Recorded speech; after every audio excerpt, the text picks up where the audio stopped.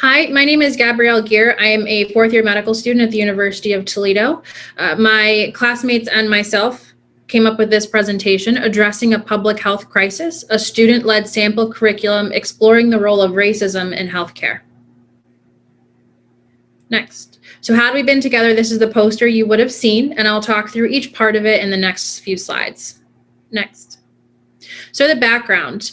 The idea of this, my classmates and myself founded the White Coats for Black Lives chapter at the University of Toledo.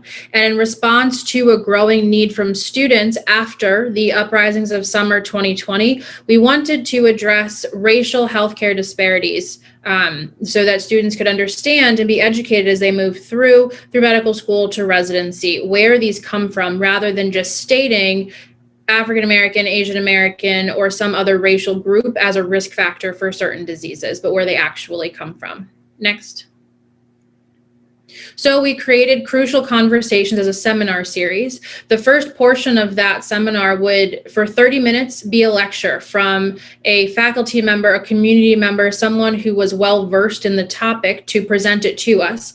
And the final 90 minutes, the bulk of the seminar, was spent for us to be able to talk about these things, to understand where it came from, uncover biases, and learn so that we could integrate it into our care moving forward. Next. These are some of the seminars that we addressed.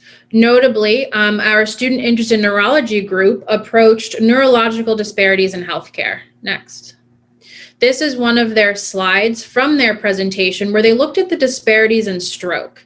To the right, you see an image where they tagged certain things that go into creating stroke disparities that we can change. And then the one thing, genetics being something we cannot change, but income inequalities, treatment inequalities, and residential segregation being where people live were looked at as things that create this disparity. So how can we address these and eliminate these disparities and reach equity and equality moving forward? Next.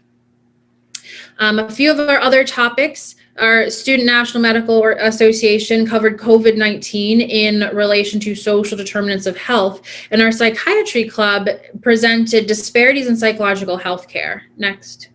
And what was really significant about their presentation was that they, in a linear fashion, looked at American history to understand what goes into the disparities that we have today from a context of psychiatry. So what terms or diseases were coined or created in response to what was going on in the country at that point. So the image here shows that while one person might have a linear path, the other person is going to have a lot of obstacles to overcome. And as healthcare providers, if we can understand that difference, we can provide better care. Next.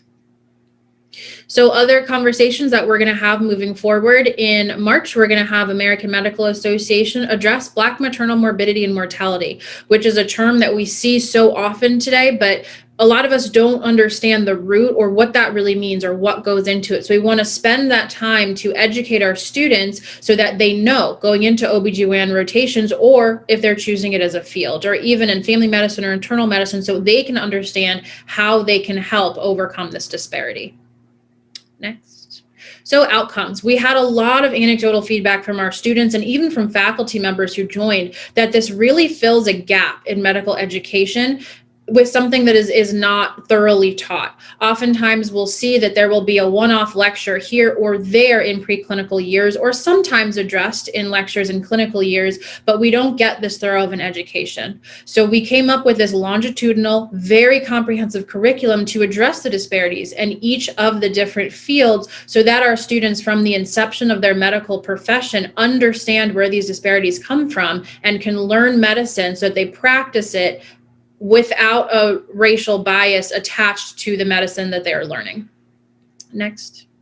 So in conclusion, we feel that Crucial Conversations is a curriculum blueprint that other medical schools can use and implement into their curriculums as they exist. Rather than trying to create something from scratch, we have run this for 8 to 10 months now as an example and are presenting it as something that other institutions can use. Using an example and seeing something else that did not work, we saw a 90-minute faculty workshop that was aimed to educate faculty members to teach students about these disparities, but with just one workshop didn't seem to cover it and prepare these faculty enough to provide the education. Next. So I look forward to answering your questions and talking about this concept of a curriculum and addressing these topics in a conversation style to educate our students. Thank you.